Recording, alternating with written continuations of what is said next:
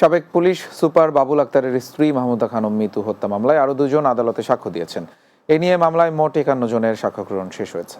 সোমবার চট্টগ্রামের তৃতীয় অতিরিক্ত মহানগর দায়রা জজ মোহাম্মদ জসিম উদ্দিনের আদালতে এই সাক্ষ্য গ্রহণ হয়। চট্টগ্রাম অতিরিক্ত মহানগর পাবলিক প্রসিকিউটর অ্যাডভোকেট দুলাল চন্দ্র দেবনাথ বলেন, মিতু হত্যা মামলায় আজ দুজনের সাক্ষ্য গ্রহণ হয়েছে। ২০১৬ সালের ৫ জুন চট্টগ্রাম নগরের জিইসি মোড়ে ছেলেকে স্কুল বাসে তুলে দিতে যাওয়ার সময় মিতুকে প্রকাশ্যে গুলি চালিয়ে ও কুপিয়ে হত্যা করা হয়। পেনশন সংক্রান্ত প্রজ্ঞাপন প্রত্যাহার সহ ৩ দাবিতে কোনো ক্লাস পরীক্ষা না নেওয়ার সিদ্ধান্ত নিয়েছে চট্টগ্রাম বিশ্ববিদ্যালয় শিক্ষক সমিতি। সোমবার বাংলাদেশ বিশ্ববিদ্যালয় শিক্ষক সমিতি ফেডারেশনের আহ্বানে চবি শিক্ষক সমিতি এই কর্মসূচি ঘোষণা করে। সকাল থেকে দুপুর পর্যন্ত চট্টগ্রাম বিশ্ববিদ্যালয় অফিসার সমিতির কার্যালয়ে বিভিন্ন দপ্তরে কর্মকর্তা ও কর্মচারীরা অফিসার ও কর্মচারী সমিতির ডাকে কর্মবিরতি পালন করা হয়।